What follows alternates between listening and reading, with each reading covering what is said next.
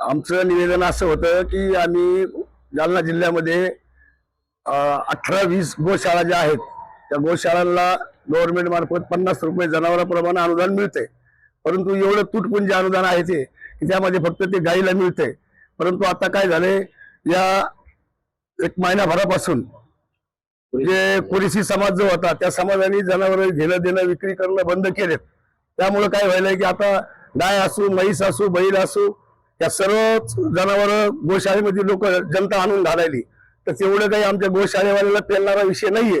तर आमच्याकडे जो स्टॉक असतो चाऱ्याचा किंवा भुसाचा काय जे असेल जनावरांना खाद्य ते असते जास्तीत जास्त महिना, 2 महिने, 4 महिने, 6 महिने पुरण्यापुरतं। परंतु असे जर लोक जनावर आणून घालू लागले तर आमच्याच्याने त्यांना पोचणं शक्य नाही।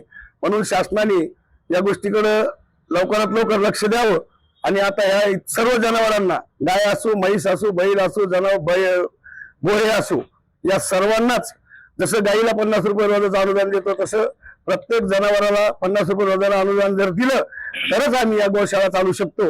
नाहीतर आमची गोशाळा चालवणं आवाक्याच्या बाहेरची गोष्ट आहे। कारण आपण या पोलीस समाजाने पूर्णपणे बाजार बंद केले। बाजारामध्ये जरी कोणी शेतकऱ्याला जरी एकमेकाला बैल घ्यायचा असेल तरी बाजार बंद असल्यामुळे तो शेतकरी सुद्धा आमच्यापर्यंत येत नाही आणि मग आम्ही एवढे जनावर गोशाळेमध्ये ठेवणार कसे, या पद्धतीचं निवेदन आम्ही आता वरती जाऊन कलेक्टर साहेबांना दिले। या निवेदनाचा विचार केला जाईल।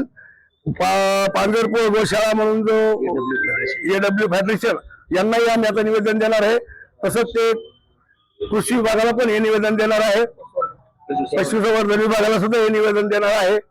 तर आमची एवढीच विनंती आहे की गाई तर वाचल्याच पाहिजे, जनावर तर वाचलेच पाहिजे, कारण वाचण्यासाठीच आम्ही गोशाळा उघडल्या।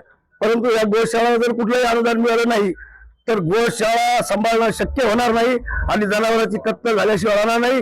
तर कत्तल झाल्यापेक्षा जर अशी उपाशी मारायची वेळ आली, शेतकरी काही आता जनावर सांभाळू शकत नाही, कारण शेतकऱ्याकडे कुठे जमिनीत बांध राहिला नाही, गायरान जमिनी सगळ्या काढलेल्या आहेत, गायरान जमिनी नाहीत, मग आता जनावर सांभाळायचे कसे?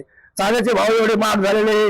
म्हणून शासनाला आमची विनंती आहे की शासनाने लवकरात लवकर यावर कुठला तरी एक निर्णय घ्यावा।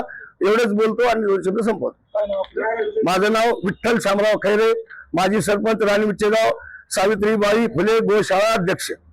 आता isakal.com आहे देशातील नंबर 1 ची मराठी न्यूज वेबसाईट। प्रत्येक अपडेटसाठी isakal.com ला नक्की भेट द्या।